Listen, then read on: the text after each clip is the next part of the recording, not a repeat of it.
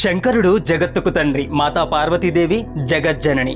మాతా పితరులుగా సృష్టిని సదా రక్షించే శివపార్వతుల జీవితంలో చిత్ర విచిత్రాలెన్నో జరిగాయి. యుగయుగాల వారి దాంపత్యంలో ఎన్నో సందర్భాలు ఆలు మగల అన్యోన్యతకు పట్టం కడతాయి.